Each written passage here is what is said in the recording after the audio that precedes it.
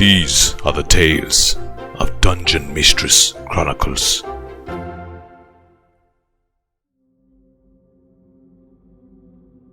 Coriander ran you guys down this hallway real quick, in a hurry. He said something about not being able to be out of the kitchen area for too long, or it didn't feel very good for him, so he jetted down, showed you where the doorway was, and then jetted back. And as you got down this long hallway, you can see that there are doors here that lead out to another balcony, back out into more of that purple miasma. And the library doors are here. Just as you get to them, Luther in the lead, there's a hum, thum, thum, thum. And it sounds like something inside the room has just against the door. And then all just kind of went silent again. And the door didn't open. Well, that's exciting. Yes. Seems there might be danger on the other side. It does. Means you can go first. Of course. I always go first. In most things. The door opens pretty easily. The only odd thing is that as you open it, there's a little shuffling and pushing against the floor. And it looks like a bunch of books have been thrown against the door or pushed against the door. And as you walk into this room, you can see that it is a library. And these little books, they start to inchworm themselves kind of like side up, pull, spine, flop. Spine up, pull, spine, flop. Like a little inch book across the floor, headed away from the door where they've been kind of pushed and back towards the shelf. What is it? It's like worm books. It's nasty. A bookworm? No, the other way around. Look! And she'll take a step back to let them look inside. Luther, is anything trying to kill you? No, but this is the home of my natural enemy, books. Okay. He draws his greatsword in case he has to be ready to fight his favored foe. Milo will cautiously approach the outside of the door. He doesn't go in yet.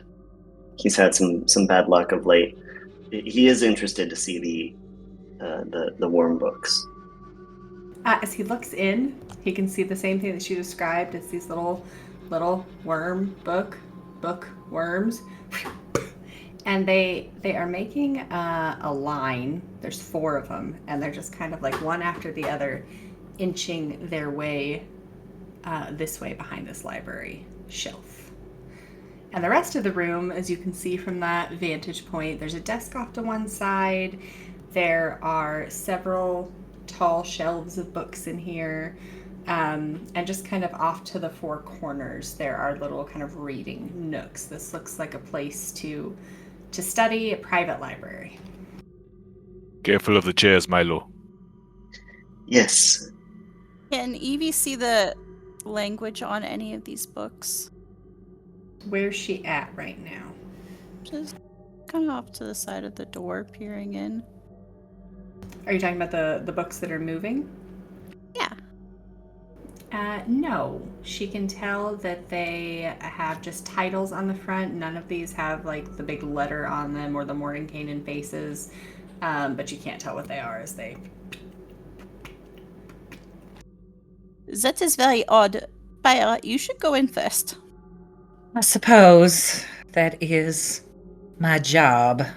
And she'll kind of look in to make sure that the weird worm books are over there and not coming towards her, and we'll step in and go start poking at the chairs and the tables with her great axe, just from afar, jabbing them.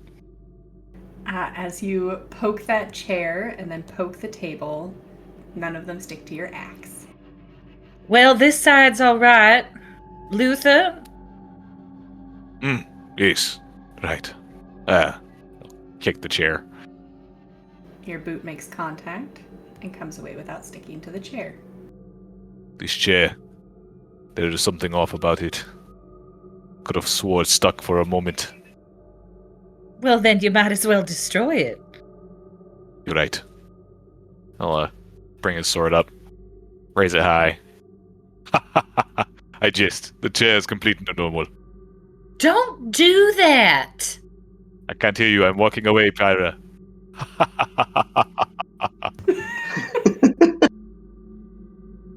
Yvie cautiously enters the room, and as she passes Milo, she goes, "That was a little insensitive of him. No, you almost died to that chair." I did almost die to the chair, but I think that's just sort of who he is. You'll get to know him as if we work together more again in the future. He's just that way. A little insensitive. Perhaps, but he means nothing by it. He's a good man. A good man. That remains to be seen. Milo will follow Yvie cautiously into the room. He peeks his head around to see the others and has a book on his head. Hey, look at me. I'm an avowed. That is not how you absorb the information, Luther. You have to read it first. Nah, this wouldn't have pictures. He's gonna take the book off his head and look at it. Passive perception, as you pull it off and just open it to the spot that you were at, is talking about the astrological signs and the alignment of planets and goes on in these very large words. Oh. He's reading it feverishly as his eyes scan the pages. And by feverishly, I mean he just glazes over and he says, these are Milo words. Milo, I found a book about stars and planets and such. You should come and take a look. I think you might like it. Oh, did you now? Wow, okay.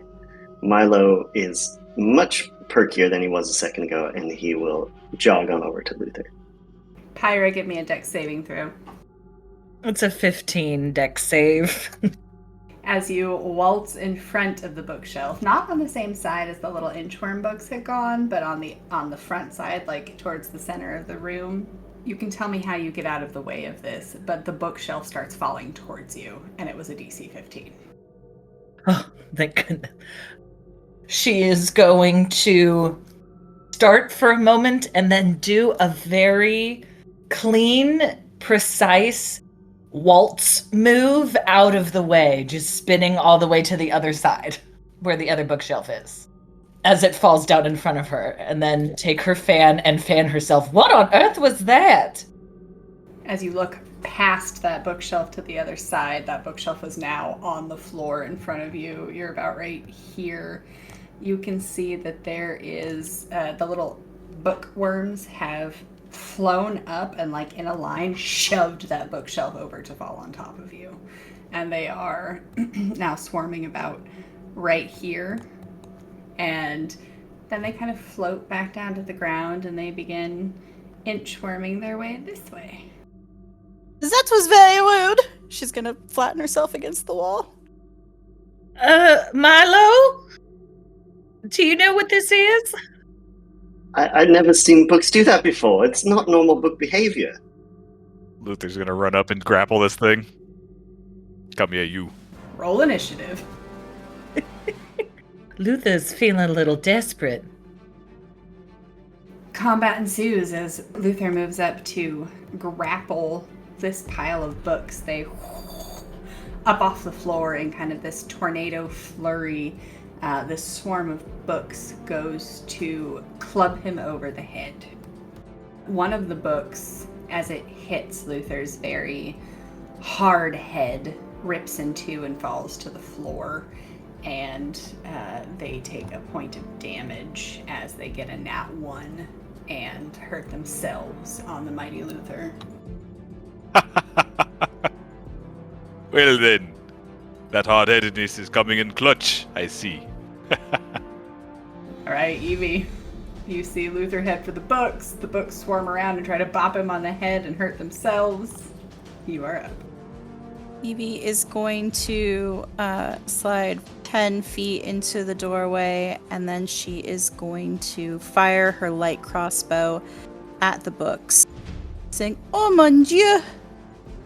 She does 5 piercing damage? No, radiant damage. Oh yeah, because it's true strike.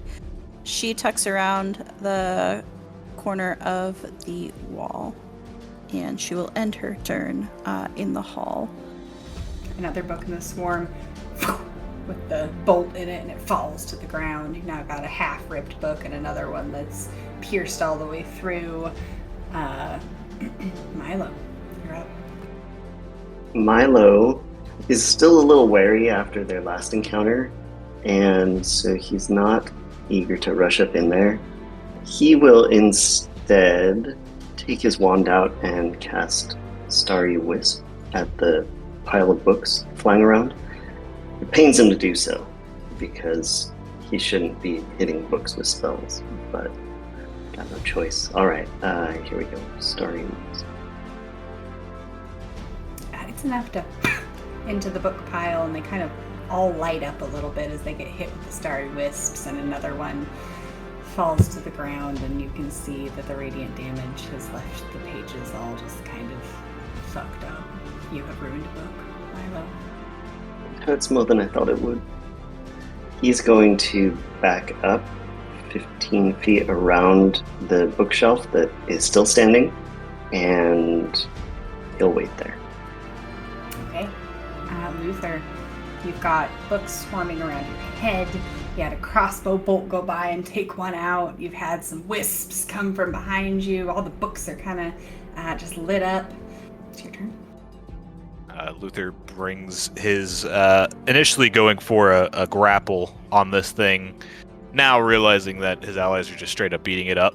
He wants to join in on the fun. So he's going to bring his greatsword up high, and he's going to try to make a strike on this thing for 23 to hit. Yeah, hits. Cool.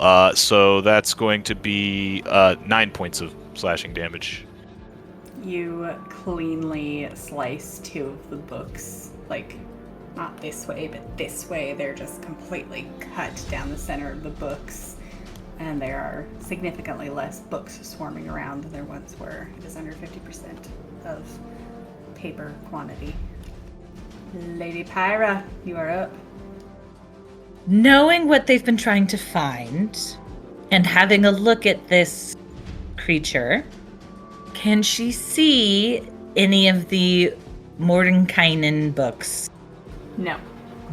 You don't see any, these were all the same books that had kind of inchwormed their way across the floor. And between that, and even now that they're up a little closer in the swarm, they all look to just be, you can kind of see them as you watch them swarm around. There's one on astrology and astronomy and some other science books. Nothing that looks like the books that you've been looking for. All right. In that case, if she doesn't see any of that man, because she can't remember because she's Pyra, she will step up, right next to it, and she will use her breath weapon and say, "Excuse me, Milo, you might want to close your eyes. I don't think you'll like this." And are you doing the straight line? Yes. Okay, so 30-foot straight line of fire in a library? Yep. Great. The books are quite a bit more dexterous than the sedentary bookshelves that are in the same line, as well as the one behind it that didn't get pushed over in this 30-foot, all the way to the wall. The swarm of books manages to get out of the way, and I believe they take half damage. The bookshelf here and here now have a small mote of fire on them. Dagnabbit. 6 damage, so 3 damage to the pile of books that has jumped out of the way. Book pile is critically wounded, and bookshelves are on fire. Oops. It's all right. We can put that out in a minute. That is the end of the round. How's everybody feeling about the current state of the room? We can start with Milo. Peeking around the edge of the bookshelf, as Pyra says, you might want to close your eyes. He obviously does not do that, and is horrified. He is just speechless at the moment, like full on hand to mouth. He can't even describe the pain that he feels in his soul right now. Luther doesn't really register so much as the danger of the room being on fire, is more so taken aback by Pyra releasing a gout of flame, which I don't think he's seen her do yet. And he just looks and gives her an approving nod and a thumbs up. That was really impressive. You are impressive. Yvie is tucked behind the wall of the door, so I don't know that she's seen this room be on fire unless she can poke her head alongside. The door is open, so I would say kind of open this way. So you probably missed the swarm of books missing and getting just a little bit of fire, but you would see this side of the library going up in an inferno. She sees a bright flash come through the door as the whole room is thrown into light and flame, this 30-foot long spout of fire coming from Pyra. She goes, "Oh mon dieu! It's on fire!" Okay, round 2. Swarm of books. Looking really bad. Not on fire themselves, but a little singed and crinkled, and there's about 3 books left swarming around, and they are going to disengage from Luther and Pyra and fly over here and flop down on this desk as far away from the fire as they can get, and they're just kind of like singed and not looking great, but there's 3 of them left, and they just plop down onto the desk. So far as anybody who can see them, which will be Milo and Pyra and Luther, they just look like books now. End combat. All right. That wind really turns around, sees the fire. Oh. Milo is running as fast as he can to the bookshelf, and he's got his wand out already, just held in front of him. And as soon as he gets in range, he's going to start casting elementalism over and over and over and over and over and over on all the books until the fire goes out. He's going to use the beckon water aspect of that. He gets about a cup of water every 6 seconds, and he has his work cut out for him. The smell of wet ash begins to fill the room as Milo just keeps beckoning cups of water onto these books, past the point where the flame itself has gone out and like getting all the embers and everything. And what was once on fire, by the time he's done, is now a bit of a wet, soggy mess. And the room really stinks.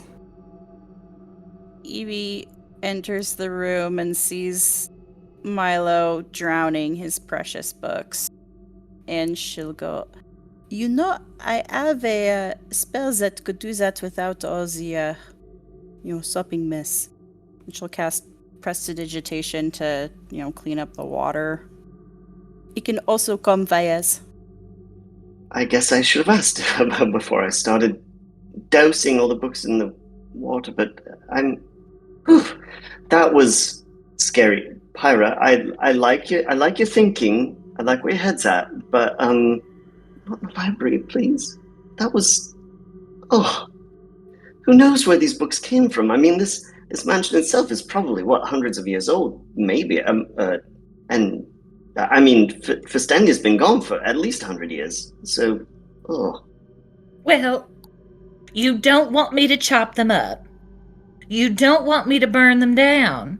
What do you want me to do? Charm them into leaving us alone? Can you do that? That would be awesome. Yes. I can't do that. I don't think... Well, can I? I suppose there's only one way to find out. If anyone can do it, it could be me. You should try.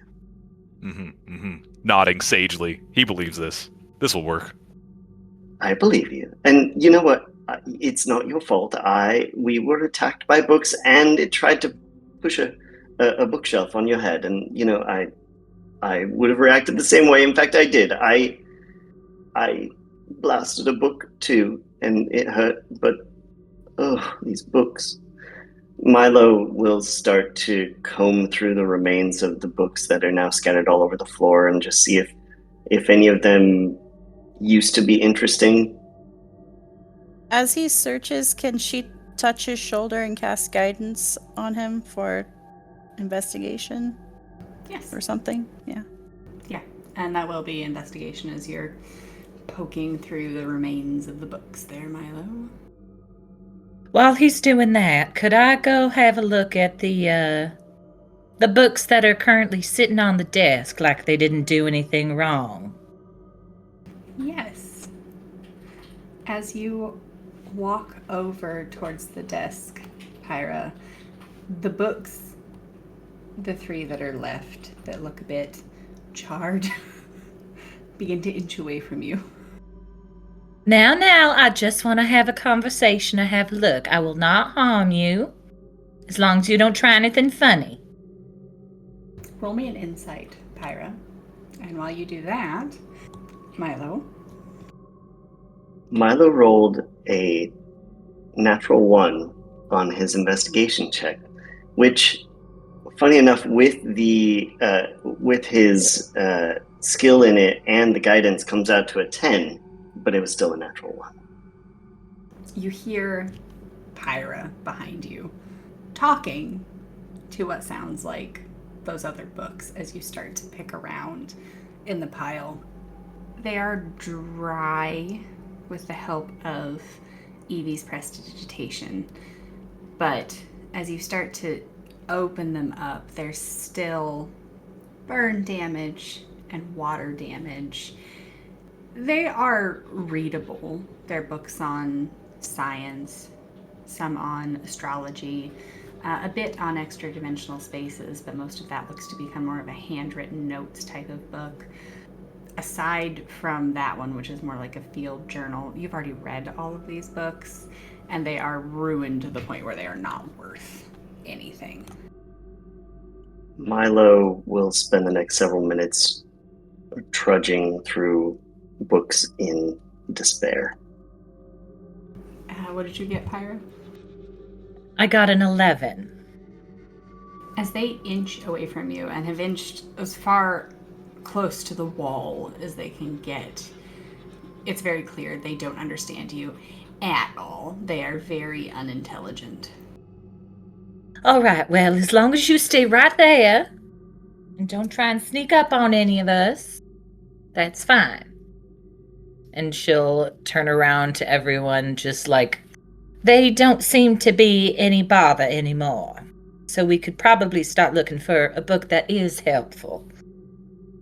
Milo picks one up from the floor and just sort of looks at the cover and holds it close to his chest and turns to Luther. I always liked this one, the Introduction to Astral Dynamics. Luther, do you realize this is a book no one will ever get to read? This hurts. Places a hand on his shoulder. Milo, I will not pretend to understand your affection for these things, but I am sorry for your loss. Just know, that book is in a better place. It is with Lathander now. Do you think Lathander has a large library? No. It is small and precise. Only select books make it to the Morning Lord's glory, and I am sure that is one of them. Do you see this? Points to one of the very, very desecrated, destroyed pages. I am pretty sure there was a sun in there. That would be his favorite page. Don't worry. There are more books, and we will find them, and perhaps they will not meet the same fate. Thank you. I can't tell sometimes if you're just spouting bullshit or not, but thank you. I feel like you really meant what you said, and I appreciate that. I did. Now, I need you to control your emotions and look for the book, because I cannot find it, and this place is hurting my brain. Milo will attempt to rein it in. Yes, you're right. If there were ever a room in this house to contain one of Mordenkainen's books, it would be here, I believe. Now, let's see. I didn't find it on the floor. Perhaps in the other bookshelf. Milo will go inspect the other bookshelf. Go ahead and roll investigation, and you still have your guidance. While he does that, can Yvie also look around? Yeah, you looking for a book as well, or are you just looking for anything interesting in the room? For anything interesting. He's got the book thing. Okay. Any way that I can cast guidance on myself after he's done to, like, do my looking around for investigation? Yes. Milo, what did you say you got for your investigation? 13. With bless. This bookshelf is toppled. This one suffered quite a bit of burning damage, but this one back here was pretty safe from everything. And as you're poking around through that one, you find a book with a big old letter R on the spine. And when you pull that one out, it has the face of Mordenkainen on it. Okay, yes. All right. Progress.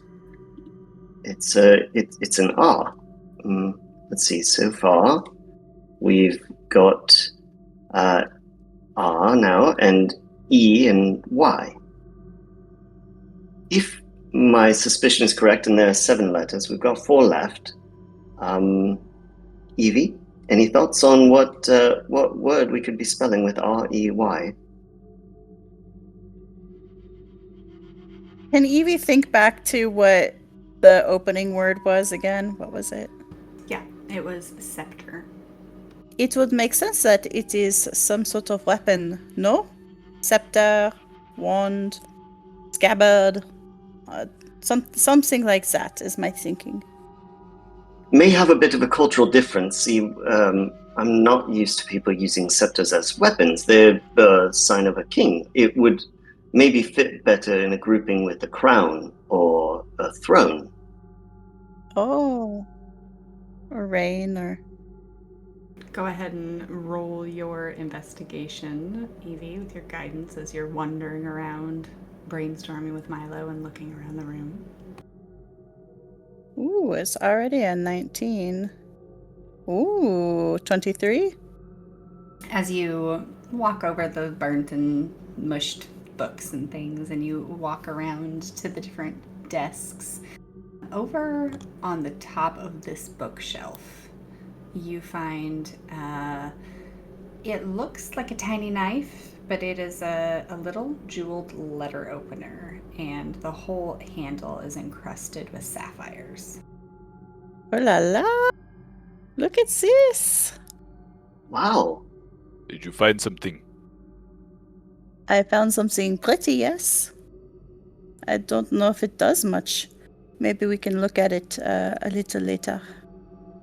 Yeah, I think it couldn't hurt to pocket that. I'm not usually one for thieving, but I don't think the owners will be back anytime soon. And I don't think they'll miss a letter opener. I don't think they will either. Could be wrong. They might open tons of letters, I don't know, but I just have a hunch. They can think of it as payment for almost killing you a few times. You know what? You're right. Yes. Let's look at that. Oh, you already have. Okay, all right. Well, If we are really, really curious, if we wanted to sit around for 10 more minutes, I could be more specific with what this letter opener can do. If you'd like to do that, I can have a look over at these books as well. You never know when we get another one of those. Perhaps they hid 2 in the same place. Might as well. that's not a bad thought. If I were to put 2 books together, it would probably be in the library. Exactly. When Yvie talks about taking 10 minutes, Milo looks like someone has just offered him candy. 10 minutes in this library is like the best thing he can imagine, even with the wreckage. Pyra, go ahead and roll me your investigation. Is that the bookshelf you're investigating? The one on the far wall that did not try to fall on you or get lit on fire. That is a gentleman's 20. Woo! Tucked between two books on the shelf, you find something more interesting than a book itself. You pull it out, and it is a map of Festandia's mansion. And it shows that there are 2 secret rooms. Oh, I think I found something that might be a bit more important. Milo, if you want to have a look at this before that dunderhead gets his hands all over it. Okay. What? Milo will walk over to Pyra here. And she's holding it by the corner because she doesn't want to get it dirty and is also a little studying, and holds it out to him like it's probably a little gross. That's for you. Milo takes it eagerly. Pyra, what have you found here? Oh my. Oh, Pyra, where did you get this? Here, it was in between 2 of the books. I thought it looked a little bit more interesting than all the rest of them. I dare say, this is incredible. You know what you found, yes? It's a map of some kind? It is. It's a map of here. Oh. Why on earth do they have a map of their own mansion inside the library? You know, that's really a good question. Maybe it's for visitors, or perhaps it's for if they were to stay here a really long time and forget the way around. Good question. I don't know, but I'm happy that you found it. You've done amazing. Do you see this here? Milo will take the map and walk over to the table that's being inhabited by the lifeless books and set it out on the table. Pyra, come here. Luther, you two. Come over here. Look at this. I might need to stay over here. They don't seem to like my presence very much. The books begin to hover to move up the wall as, even just a little bit further away as you encroach on their table. You know, Pyra, that's actually pretty nice. I suppose we don't have to worry about them attacking us anymore when they can't stand you. And I mean that in the best possible way. I hope you understand. I think I understand, but she's looking at him a little suspiciously, like, was that underhanded? Well, go on. You go ahead. I'm going to keep looking. Okay. Luther, look. She found us a map. And it's not just a map of the places we know. It's a map of the places we don't. Do you see this here? This looks like a secret room of some sort. I see. Yes. Riveting. You know, it's been about, I don't know, 30 seconds, maybe a minute or 2 since I have fought or hit something, so I'm hoping this goes somewhere. Well, let me ask you, if you had a house in an extra-dimensional space with lots of interesting and bizarre things in it, where would you put your most interesting or bizarre thing? Would it be in the place where any intruder could get it? I see. I think I am picking up what you are putting down. I would simply set it on my lap and have them challenge me to the death for it. But I am assuming this is not where you are going, so I would probably put it somewhere very secret and not so easily accessed. He smiles real big as if that was like a real big brain, big boy moment for him, coming to that conclusion all by himself. Milo gives him the look that a teacher gives to a second grader. Yes, you've got it. I'm going to take a stab in the dark and say that Festandia and her consort, Freyat, were not as heroically built as you are. And so it seems to me that the wizarding equivalent of laying your most precious item on your lap and waiting for challenges is actually hiding it in a closet somewhere and hoping no one ever finds it, but setting a trap for them in case they do. This is like completely. He is like fired all of the synapses and connected all the neurons in his brain. Milo is speaking fluent Luther right now, and he's like, he just nods his head sagely. I see. Yes, wizards are typically quite weak and feeble, but this would be the equivalent. Does it say where this secret location might be? It does. As you're kind of studying it, and the notes that show that there are a couple secret places here, one of them appears to be somewhere off this direction and in parts that you haven't explored yet. And the margins for that one say the 5 brightest points. And then there is another section that shows another hidden area somewhere around here. And the notes for that say, keep the pets locked up. 5 bright points. Perhaps a star, candelabra. That would make sense to me. Yeah, I can't disagree.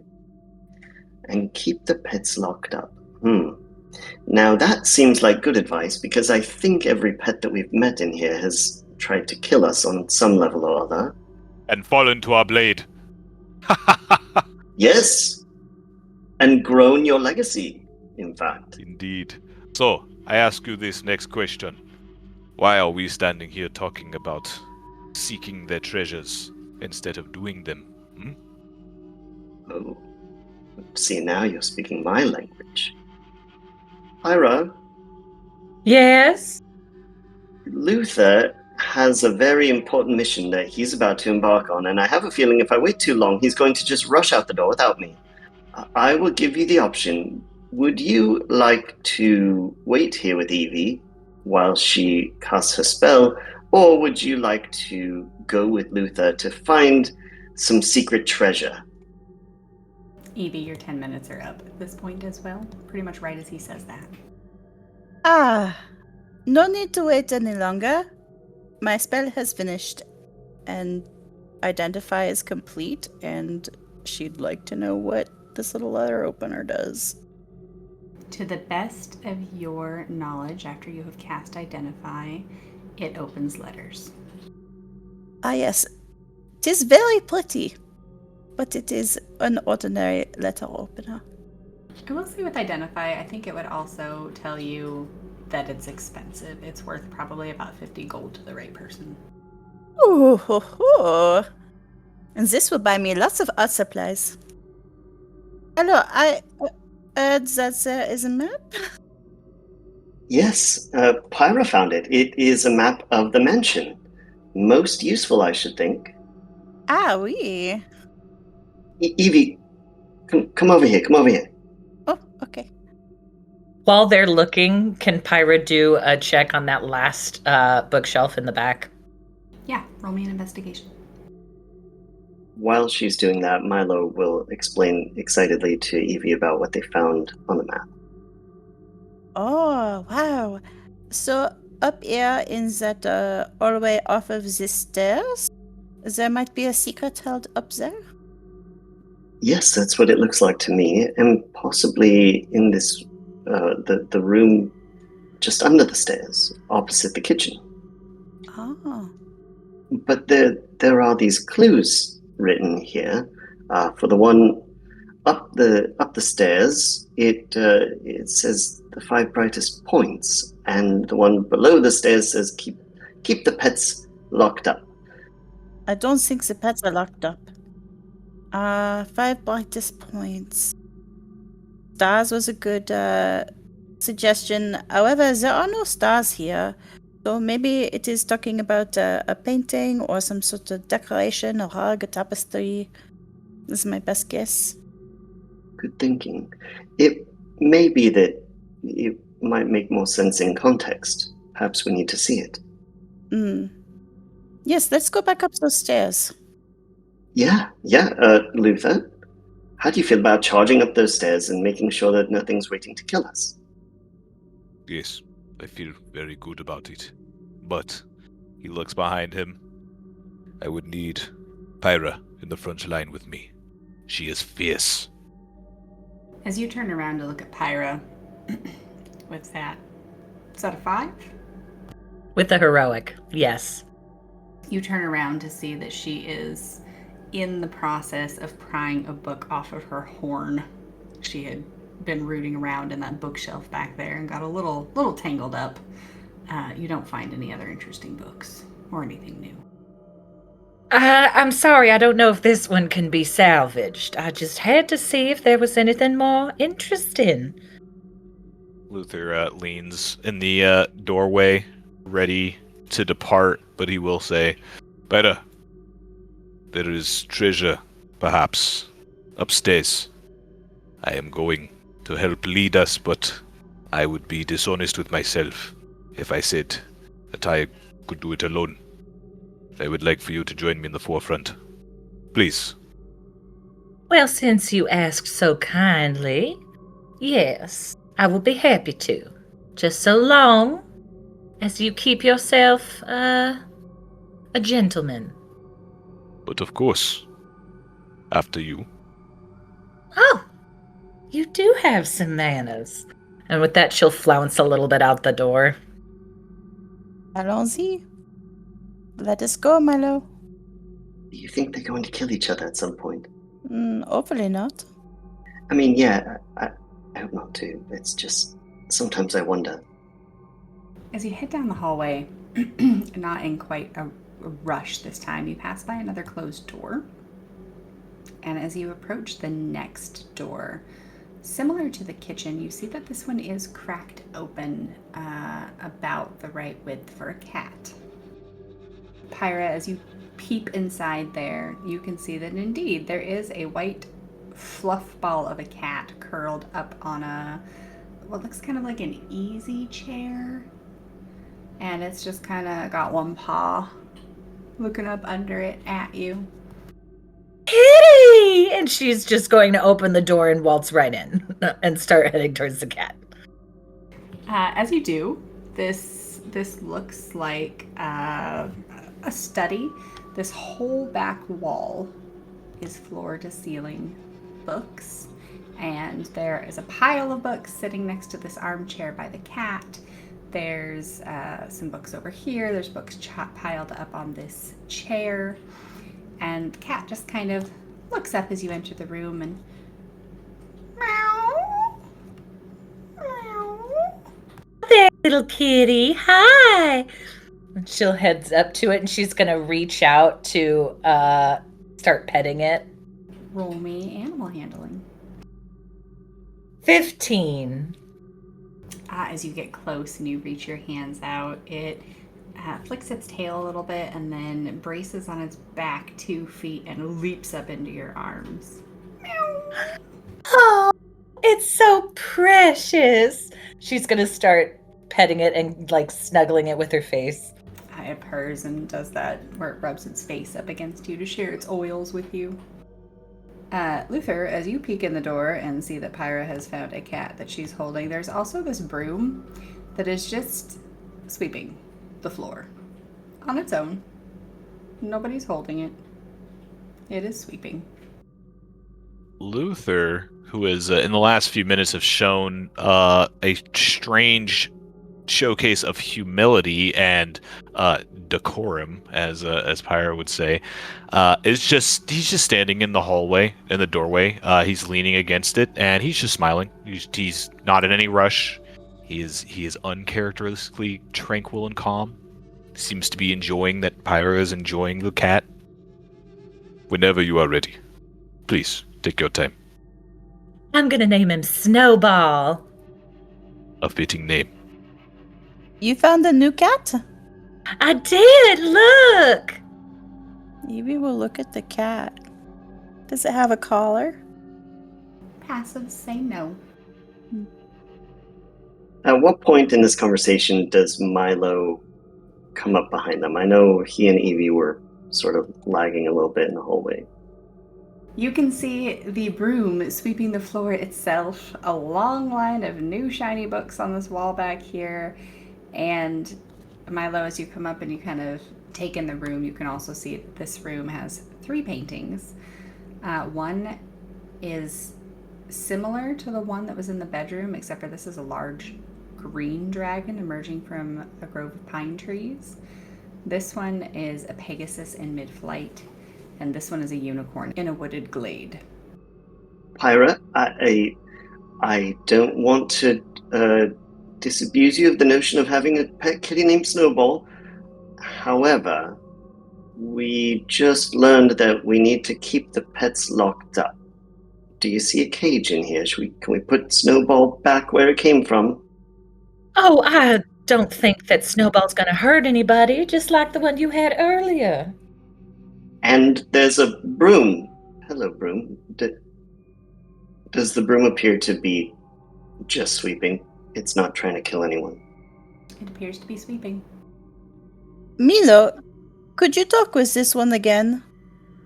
Yes, I can speak with it. It just will take me a minute to perform the proper ritual. About 10 minutes. Do we need to speak with it that badly? I mean, I can, yes. Well, maybe it knows where to find some of these books. Wasn't yours very helpful? It led us to the kitchen. It was quite helpful, yes. Perhaps while I recite the incantation, Yvie and Pyra, Luther, you could maybe try and work out the clue for this room. Where do you sit to do your ritual? Can't ask me questions like that, it's too much pressure. Seeing as how there's only one empty seat in this room, Milo will, without thinking about it too much, sit in this chair here.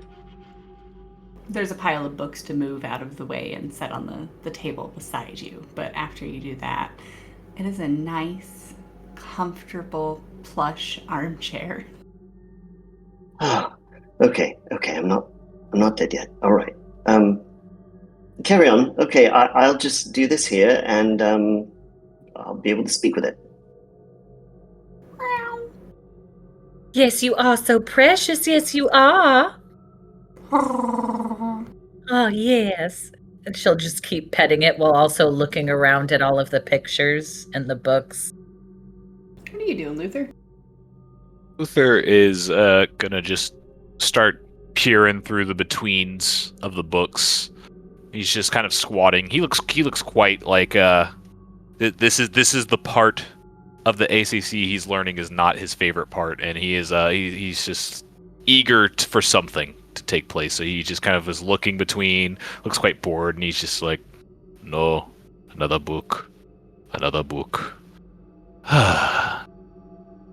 Roll me investigation as you meticulously, boredly pull books off the shelf and put them back.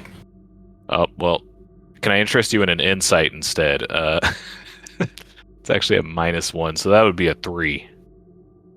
This is a really long bookshelf of what look to be almost entirely handwritten books by Festandia. As you pull one after another of these books off the shelf, where the other place was a library, this appears to be a study where she keeps her own works. None of it is interesting to you with a 3. He just throws it over his shoulder, leans back, sighs as he sits down on the floor, tilts his head back, but he does remember Yvie took an interest in some of the more personal machinations of Festandia, so he'll just point over behind his back. Yvie, her personal works. Perhaps you might find something of interest. I could not. Ah, oui? These are written by Festandia herself? Yes, perhaps you'll find some mention of the poetry, something to cross-reference. I do not know. I remember you had mentioned it. Ah, this is a good idea. I would love to take a look. Can Yvie investigate this bookshelf to look for something interesting? She can even do it with guidance. Yep, she brushes her shoulder as she reaches out to look at these books, casting guidance. Ooh, 22 just to start. 24. You're so happy to be smart. I am so happy. I can actually find things. Okay. As you start kind of just looking over the spines, most of them are blank. These are more hand-bound books and then kind of nameless journals along the side that have the more typical spines but with no names. But you get kind of down towards the last one, and when you go to pull it out, there's a click. And this section here on the far left of the bookshelf moves forward and out of the way to reveal a set of stairs behind it. Ooh la la! I found these stairs! Ah, well done. Right person for the job. Oh my goodness. Voila!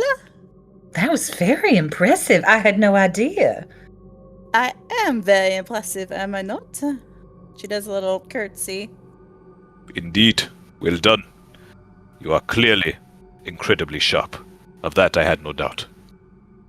Pyra, as you hold Snowball and kind of wander around looking, a lot of what you see is a very, very fluffy butt in your face as Snowball just kind of like is making circles in your arms and rubbing up against your face and kind of crawling up on your shoulder and back down into your hands. But kind of between the fur and the fuzz and the cat, this chair that you are in or near with Snowball, you just kind of happen to look over on the side table and see a book with a big eye on it. Oh! And she'll go over and pick it up and go, ha! Found this one.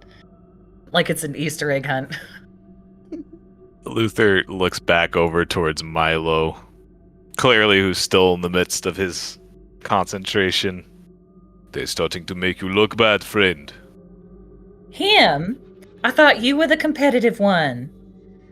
Perhaps in many things, but I have come to realize I am outmatched in aspects of the mind. Kind of looks down a little bit, kicks the ground. As long as you realize that. Here, you can hold Snowball for a moment while I have a look. Very well. She hands him the white that's like kind of squirmy and going all over the place. She'll just hand him there and spit out some fur like messy things, they always are. Snowball is perfectly happy to have some attention and just deposits between Pyra to Luther, and Snowball begins doing the same to Luther, kind of up around his face and in his beard, and there's little white hairs all threaded through his hair and beard now. You're quite affectionate.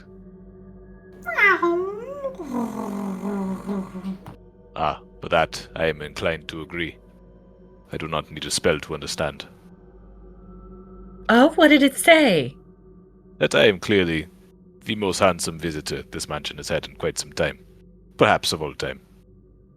Pyra is immediately paying attention to something else. She's like, never mind. If this is the one that was held here, Yvie, do you think the same thing applies with this dragon as that applied upstairs? Do you want to touch it and find out? I do not, but I feel as though here I don't much have a choice. We have to find as many things as we can and have all the help we can get. This is the point where your spell is finished, Milo. Your ritual is ready. As soon as his ritual is done, he says, Pyra, don't touch it. Don't touch them. I have an idea. Yvie cast... Yes, Yvie cast Mage Hand. Let us have this touch things instead, and we can stand far away. Well, do you think Snowball might have an idea of what this does before we go poking it? Ah, Milo, please ask our furry friend about these paintings. Milo walks up to Luther holding Snowball and says, "Hello there. How are you?" You are the human cat. "Oh, well, I'm neither human nor a cat, but close enough, I suppose. Oh, that means you've spoken to the other cat, Mittens." Cat does like a turn and fluffs its butt up towards you before it turns back around with its face again. That is not his name, 2-foot cat. I know, I'm sorry. It was just the name that the tall one there gave to the other one when we tried to pronounce his name, but it was too long and I'm too stupid. I couldn't figure it out. You see, my friends were talking about taking these paintings off the wall just to check behind them. Not that we want to, harm anything or anyone, but you see that there's a green dragon in that painting over there. And after what happened with the golden one, I'm a little bit hesitant, and I feel like you might know whether we should do that or not. The cat is going to jump down and kind of pad around on the floor here and just slowly look at the painting that Milo's talking about. These are just art, but you should be careful taking anything that doesn't belong to you. Yes, you are correct about that. That is stealing, and I shouldn't do that. You're right. I have a question for you. You see, we found a map of this mansion, and in the corners of the map was scrawled some words, and we were told to keep the pets locked up. Now, I'm not going to assume that you're one of those pets that needs to be locked up, because you clearly seem to own this place, and I respect that. Do you think those pets... You said these paintings are nothing but paintings. Are there other pets that we should keep locked up and that we should be wary of? He begins to walk out of the room. I am glad you understand that we are not pets, the cats and I. The pets you want to keep locked up are the pets in the menagerie downstairs. I see. Should I be following you? Are you going somewhere important? I'm going to the cat bowls in the kitchen. Okay. Well, enjoy your meal, and bye. Tail raised, there is a tiny little toot as he walks out of the room. So, Milo, what did the cat say? Well, that was very informative. Apparently, these paintings are just paintings, and we've been too cautious. However, good job, Yvie, on finding that hidden passage, by the way. The cat told me that there are some creatures downstairs, and we do not want to let them out of their cages. I don't know what it means, but it probably is very dangerous, and I, for one, am not feeling like another brush with death today. So you want to skip exploring down these stairs, is that what you are saying? Oh, no, I did not intend that at all. I apologize. I simply meant that at this point, Milo will make very blatant eye contact with both Pyra and Luther and say, I just think that when we head downstairs, if we find pets, we do not let them out of their cages. Well, of course not, if they're supposed to stay locked up. Glad we're on the same page. That was refreshingly easy. Thank you. I mean, it's not like they're going to be cute or anything. They might be. We don't know what they are. We don't know what they look like. They are simply described as pets. Is that correct? Yes. Pyra, if you were to happen upon a beautiful unicorn locked up in a cage, and it says to you telepathically, because they don't normally speak, Pyra Fire Snoot, please let me out of my cage. Would you listen to it? Of course! Unicorns are so kind. They only go after virgins, of course. That's because they're pure of heart. Uh, Does that mean that they can talk to you? Me, of course! I have not been married. Mm-hmm. What? Would it not be speaking to you? No, I don't believe it would be. Her jaw opens at the scandal and she takes a step back, like one arm crossed and fanning herself. My goodness! My dear, that's not something you should be talking about in polite company. I do not find you to be very polite right now. She's feeling a little embarrassed. And she's going to make use of her time by running away. Well, she asked me. I didn't mean to. Yvie, don't worry. It wouldn't be able to talk to me either. Well, that's because you're a man. Au revoir! Never mind. I don't understand what you're saying. Luther just shakes his head. Are we going downstairs then? Come, please. Because Milo and Pyra are the last two, Milo will whisper quietly to Pyra as they make their way to the door. Is that true? Do they really only talk to women? Well, I thought so. It's what I've read in my stories is they love virgin maids. That's who's able to talk to them and touch them, and because they're so pure of heart and so kind. I've always wanted to meet one. I think you and I are reading very different kinds of books. Well, I should hope so. If I had to read most of the things you read, I'd be sleeping most of the day. Milo, give me a history check for what you know about unicorns. Just remember, if you are interested in Miss Yvonne, you wouldn't be her first. It's not a bad thing, just if you care. I rolled a 10. Well, I'm sure that's none of your business.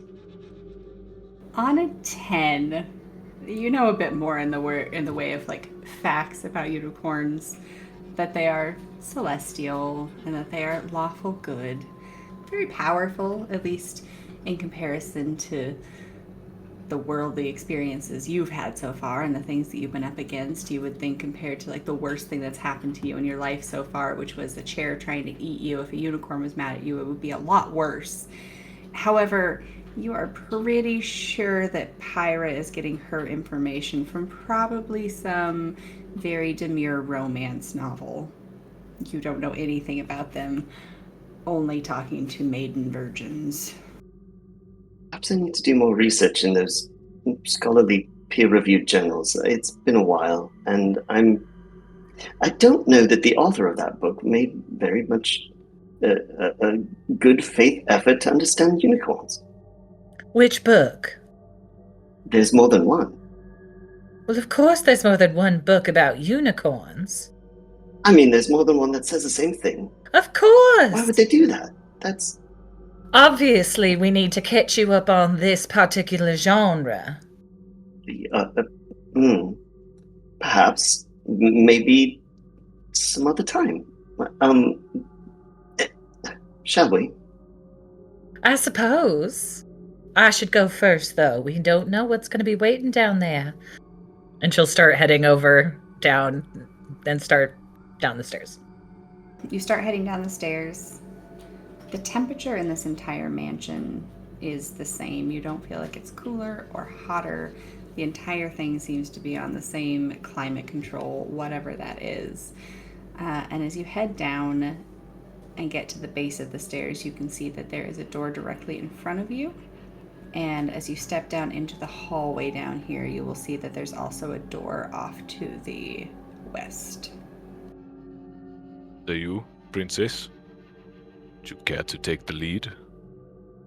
Well, I suppose if you don't think that you can handle whatever's heading in front of us. I assure you, I am more than capable. Here, I will go first then.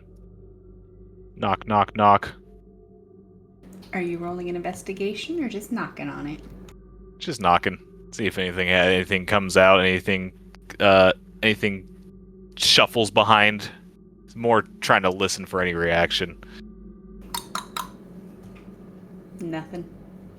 I'll open the door. The stairs have led down into one hallway, and as you open this door, it leads into another small hallway. Nothing of note in either of them besides more doors. There's a door off to the east and a door to the south. All of the doors are made of that same nice, heavy oak construction. Luther will turn back to make sure everybody's close by, and he's gonna try this door to the south here. Any perception check or investigation or knocking? What are you doing? Yeah, he'll put his ear to the door real quick before he swings it on open. Okay, roll me a perception check. All right. 19. It sounds pretty quiet, especially as you first kind of put your ear to the door. And then you do hear what sounds a little bit like a splatting noise, like a... There's something beyond this one. Be ready. He'll give it the old open and peek. As you push the door open, this whole room is unlike the kind of cheery, pale, purple lit rooms. This one has dark stone walls. There is a 5-foot diameter circle in the center of the floor covered in runes. There is back here an empty book stand, just kind of like it should be holding a big book out on it for studying, but it's empty. And there are bronze braziers, 3 of them, here, here, and here on the different points of the circle. Whatever material was burning in these braziers is long gone. They are out, but you can still smell charcoal and sulfur in the room. And right next to the book stand is what looks like a big old warty toad just staring at you. Luther, Mm. I can't help but shake the feeling that that thing is a pet and we should leave it where it is. You still talk to animals? Yes. As you ask that question, Luther, and Milo says yes, you hear a real croaky, sloppy voice go, "I speak common, not a beast." Ah, I see. Well, and he's gonna hold out an arm to make sure that nobody walks in. Plop. Hello there. Are you part of the Menagerie? Do I look like a pet? Do you? Well, we've met a couple pets that have tried to eat me already, so, I mean, I don't know what your diet consists of, and hopefully it's not tieflings, but I just assume that caution is warranted. It blinks at you with these big yellow eyes that look wet and goopy. I'm terribly sorry if I've offended. Do we understand what the plopping is? Like, is he throwing something? Is he hopping? He's hopping, yeah. He goes, plop. Do we have to talk to this thing, or can we just move along and see what we can find? Good question. I suppose there's no harm in you looking in the next door. I would like to ask him one more thing, though, if you don't mind holding the door open a bit longer, Luther. Do you know the 5 brightest points? Does that mean anything to you? Come here, and I'll tell you. Ugh, I'm afraid I'm going to take a pass on that one, my friend. Perhaps next time, when I'm in the neighborhood, Luther, close the door. Enjoy your room. And closes it. You hear as it kind of pounds against the door. That was pleasant. It was not pleasant, Milo. That is the opposite of pleasant. That thing was not pleasant at all. Come and play. I don't feel like it. Sorry. As that thing charged and it got a little closer, can Luther try to ascertain that thing was clearly not a fucking frog? Can he try to like figure out what that might have been? Yeah, I'll let you roll me history or nature, your choice. Battle of the -1s. Ooh, nat 20. Luther, you are very sure that that was an evil little demon called a Quasit, and it was probably summoned into that room by someone. Not a cat, not a homunculi. This would have been summoned by either Festandia or Freya, and apparently just left in this room. That was a demon. That was a what? A demon. It is a creature of the abyss. Those runes, do you think that is how it got here? I think that is how they keep it here. Yes. So far, the clue has been good. Don't let the creatures out of the cages. Okay, yes. Let us keep looking. We'll leave this one alone. Luther, on a nat 20, you would also know everything else about Quasits as well, that they're immune to poison, both condition and magic, and they have a whole slew of different resistances and 120 feet of dark vision, and they speak Abyssal and Common. Does Luther know from that check that usually when demons are killed, they just go back to the abyss? They just turn into sludge and go back? On a nat 20, yes. He'll smile at this. If we were to slay it, which would be a benefit to everyone except for it would only go back to the abyss. So perhaps it is better trapped in there. Enjoy your room, demon. Fuck off! Let's try the next room. That language. Your mother was a dragon whore. Excuse me? Come and say it to my face. She's going like she's gonna go and open the door and beat the crap out of him. Pyra, What? please. It is trying to provoke you. And It is working. If you go in there, She procreated with a donkey. let's just keep going. They are just words. They cannot harm you if you don't let them. Come. No, but I can hurt him plenty. No, you can't. He's just going to go to the abyss and come back later. You'd be doing him a favor. He's gonna try to like hold each shoulder and try to like center her. Think about it. He is going to be stuck here for eternity. That is truly the greatest revenge. All he has is words. Meanwhile, we can walk free. Something he will never have. That's true. I can accept this. Okay. Would you mind walking through this door with me? Yes, I might as well. Before we open this door, maybe we should pause a moment and try to determine what's on the other side first. You mean perhaps listen? Oui. Well, would someone like to do so? I will volunteer. Okay. Guidance. She's gonna lean herself against the door and listen. Roll me a perception check.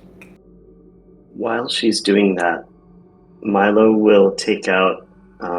He has a little backpack satchel that he has some parchment and calligrapher supplies in.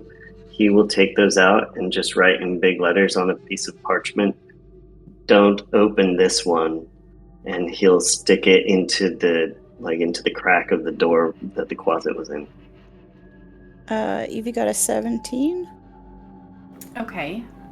With a 17, you're going to notice that this room has a smell of preservation, alcohol and brine, and you can hear a little bit of like a sloshing, splashing noise from inside. Not like it's something large but like there's something in water that is disturbing the water. Yeah, you also hear this like tink tink tink tink tink noise. Ah, it smells like alcohol, and I hear something sloshing around. Maybe clinking against the glass side. I don't know what it is, but we might find a cellar that holds wine. Shall I open the door? Perhaps you maybe take a few steps back, just in case. Yes. I do not think they would keep the wine and the demon in such close proximity. It is likely dangerous. Okay, I will step back. I could cast Mage Hand and open this if you'd like to also be back here with me. And deprive him of being able to be the first one? Ah, I should know better. A fine point. Kicks the door open. This opens into a room with several tables. On the tables are a bunch of glass vessels. You can see that this one is kind of smashed and broken, like something made its way out of it. But inside the rest of them that are not broken, you see the bodies of various creatures floating in the liquid. Passive tells you of the creatures that you can identify just because it's what they look like. There's a big old beetle. There's a jar that has some severed hands in it. And then there's a jar that kind of looks like it has a big old tadpole. And that is what appears to be making the kind of sloshing noise as it moves around in its container. Luther will turn back. Containers, creatures inside. One of them is broken. Keep your eyes open. Do you see any books? Not from here. See a tadpole. One of these is full of hands.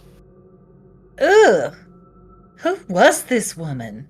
Did you say hands? Yes. Did you say broken? As in not contained anymore? One of them, yes. Oh la la.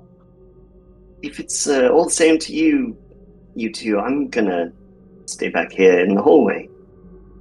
I suppose that's best. Can Luther look underneath these tables and stuff to make sure nothing's squirming around free? Yeah, roll me an investigation. Perception unless you're wanting to get close and actually looking under and poking around. That's a 6. I'm gonna heroic that. 14.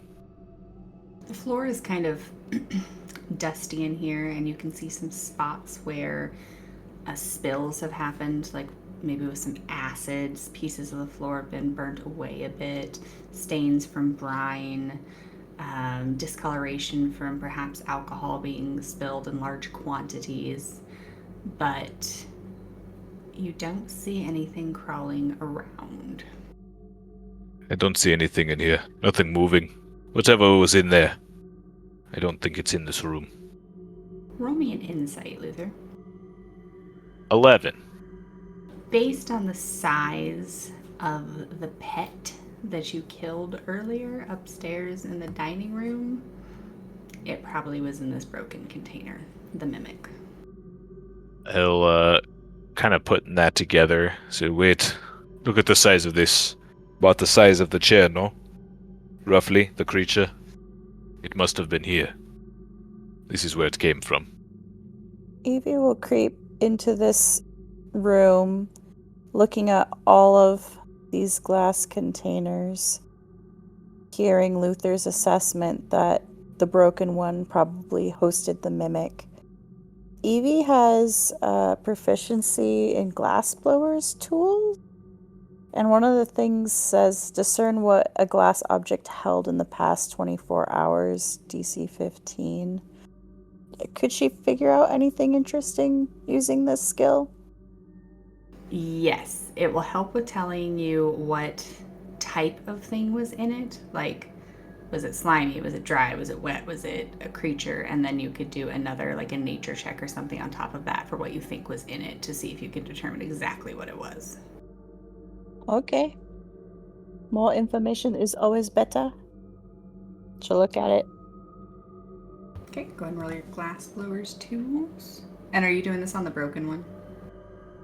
I suppose so. Unless there was another empty one, but yeah, the broken one, I guess. Got an 18? Based on that it tells you what it held within the last 24 hours, nothing besides air.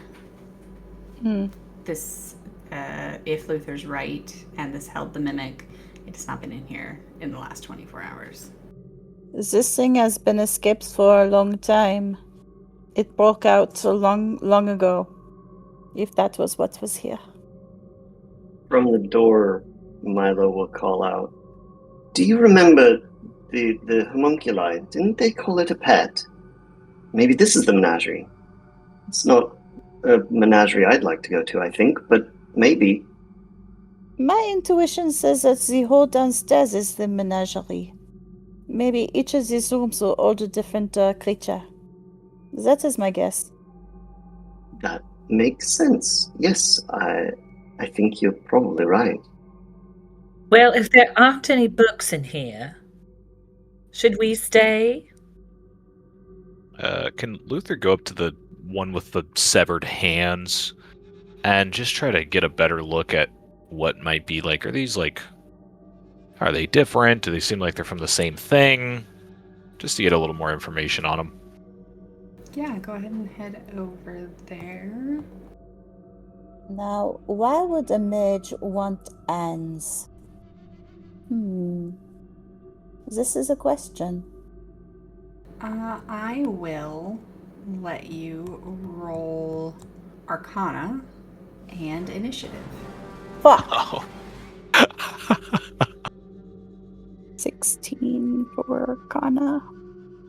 19 for Initiative. And 16 for Arcana. You would guess that they had severed hands for some kind of spell casting, perhaps creating a focus, perhaps just with all of the different places you've seen with the interests in various types of study, it could have just been studying anatomy. It really could have been for a whole lot of different research or magical reasons.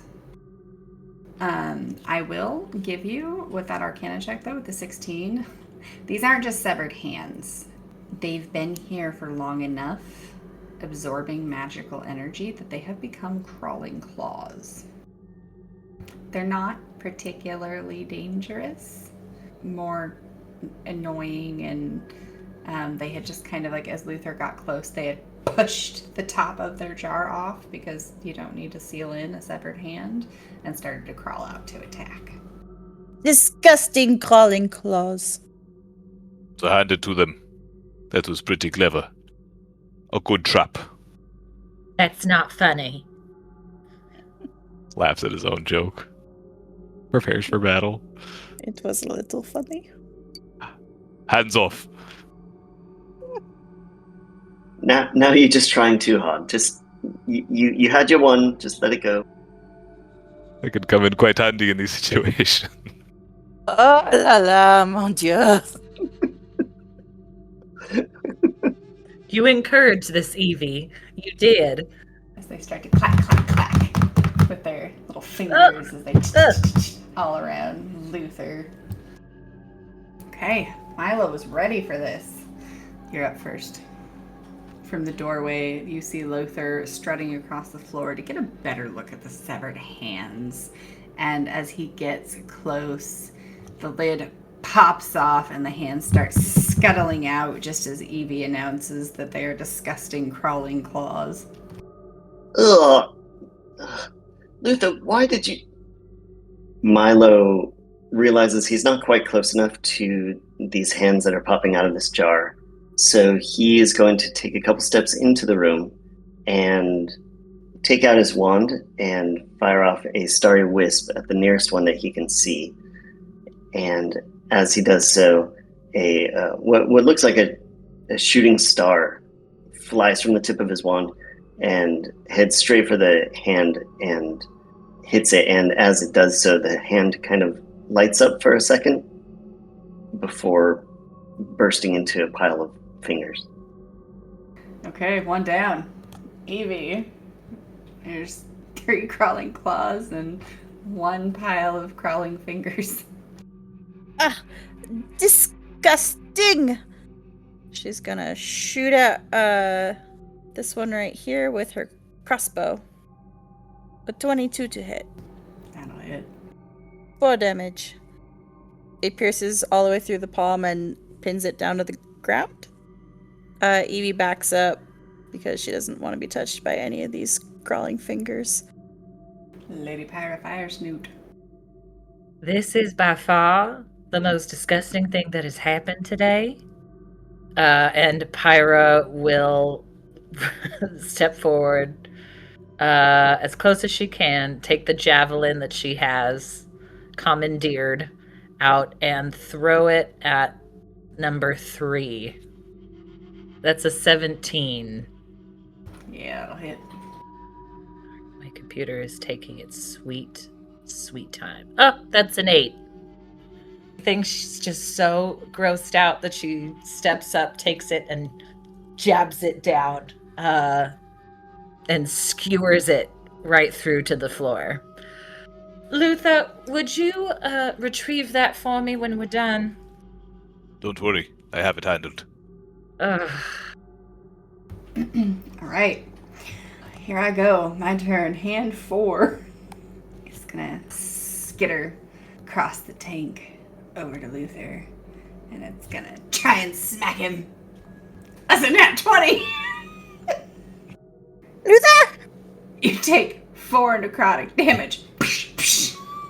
Has like the tips of its fingers, its nasty little clawed fingers just arc off with this black energy as it and it kind of falls back down onto the top of the little tank here since it can't fly. All right, Luther, you're up. Luther looks down at the small little necrotic wound and where it might do more damage to someone else, does a little less to him. And he smiles. I see. Got to hand it to you. That was pretty good. Brings down his greatsword. So he has the graze. I don't think it matters if he hits or not, but why not, right? Wow. Yeah.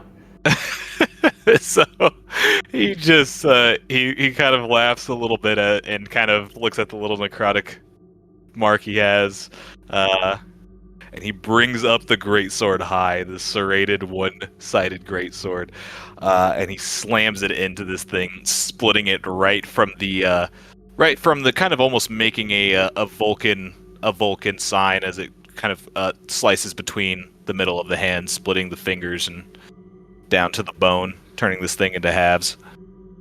End combat. Hardly worth the challenge or time. That was... I don't even want to dignify it with a description. Could we just double-check this room for any of those books and get out of here? I don't want this tadpole thing staring at me any more than it is. It is fascinating. It is disgusting, is what it is, and I'd like to get far away from it. It is disgusting. I want to know more about it. Oh. Is there any chance, now that Milo's in the room and he's looking at this over Yvie's shoulder, is there any chance that he knows what this is? Roll me a history check. Luther, would you mind getting my javelin back? Right. Yeah. He'll just hand him another one of his. Oh, thank you. It's carved from bone, from my home. Go pick up the other one. Rolled a 6 on my history. You're pretty sure it's gonna turn into a red frog. Oh, Yvie, I mean, I see that you are very excited to touch it, but perhaps if you don't want, like a adult red frog in your pocket or something. Maybe don't touch it. A frog? You think that Vistendia and Friot captured a red frog and left it here in this glass? No. This must be something else, and she wants to give it a try. What does she think this is? Go ahead and roll me history as well. Can she give herself guidance while she thinks about it? Mhm. Yes, I love guidance. Are we talking about a different kind of frog than I know? Maybe a large one. This is not when you kiss. 15 total? With the 15, you kind of look at it and you remember this art book that you really enjoyed, and it had some pretty good depictions of monsters. And you don't know a lot of the specifics about it other than it's pretty nasty. This is a slad tadpole, and it kind of had a don't mess with in the book. Perhaps I don't touch this jug. This is a slag tadpole? They are not very nice. A slab? No. No, clearly these markings here designate it as a red frog. You've missed the point, Yvie. I'm sorry. We are going to agree to disagree, where I know I am right and you are wrong. Alors, if there are no books in here, I am with Luther. We need to vacate this room. Luther's looking under tables and around this room. You've looked it over pretty good. You don't see any books in here. Wonderful. So we weren't supposed to let any of the pets out of the cages. I wonder if we failed that test. I mean, they're not alive anymore. Maybe it doesn't matter. I don't know. Well, they let themselves out pretty heartily. You know, you're right. By any estimation, we haven't broken our end of the bargain.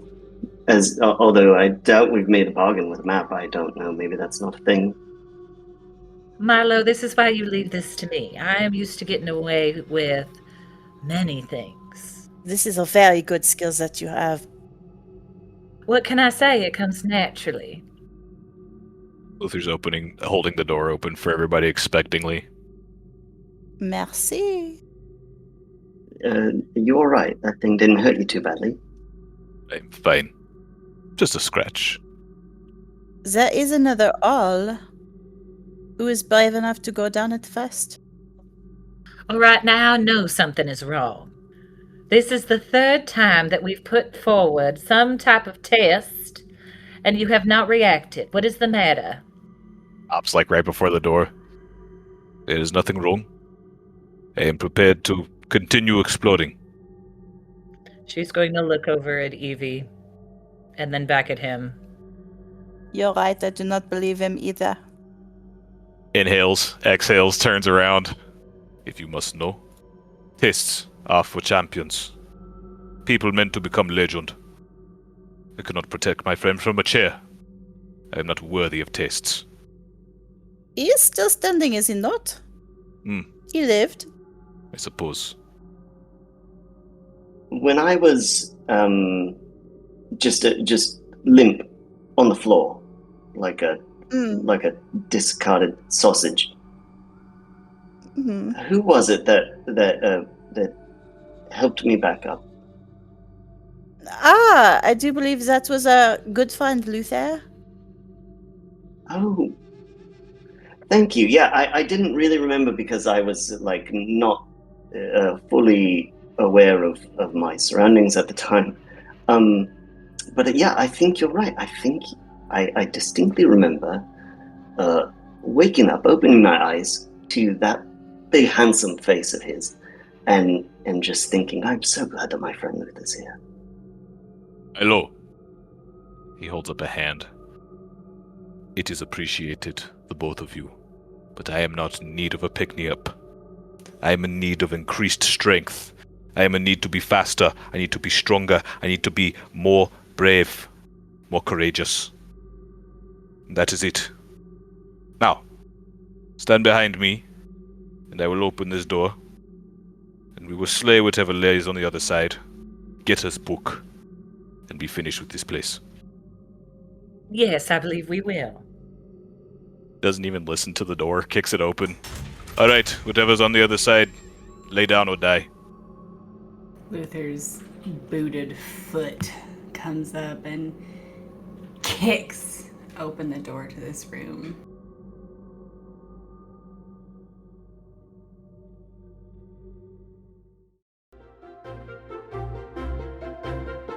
This adventure is brought to you by Dungeon Mistress Chronicles, featuring Murray as Luther, Mads as Pyra, Rusty as Milo, and Aaliyah as Yvie.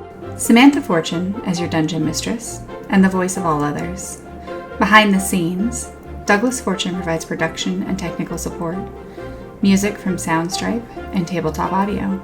Discover more content at dungeonmistresschronicles.com.